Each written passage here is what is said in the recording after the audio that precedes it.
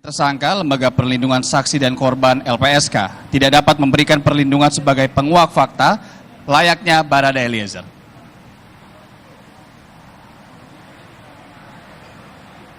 Menurut Ketua LPSK Hasto Atmojo, perlindungan sebagai penguak fakta tidak dapat diberikan kepada Putri sebab suaminya Ferdi Sambo menjadi tersangka dalam kasus pembunuhan berencana Brigadir Yosua. Berbeda dengan Barada Eliezer, pemberian perlindungan kepada Putri Chandrawati berpotensi menimbulkan konflik of interest karena statusnya sebagai istri Ferdi Sambo.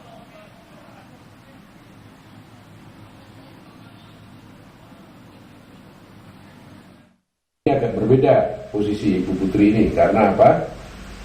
Walaupun yang bersangkutan nantinya ternyata bukan pelaku utama dalam tindak pidana tersebut, tetapi kalau kemudian terbukti bahwa pelaku utamanya adalah Pak Ferdi Sambo, tentu ada konflik of interest yang bersangkutan untuk menjadi justice collaborator karena posisinya sebagai istri dari Ferdi Sambo.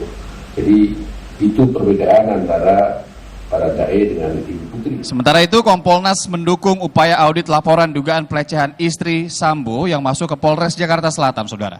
Laporan itu awalnya merupakan bagian dari rekayasa yang dibuat seolah faktual, namun setelah dilakukan penelusuran, polisi memutuskan untuk tidak melanjutkan laporan itu karena tidak ditemukan peristiwa pidana.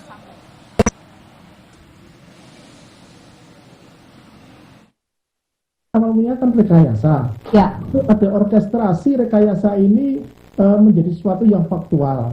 ya, Tapi dalam perjalanannya kan ternyata tidak terbukti bahwa tidak ada pelecehan, bahwa tidak. ya.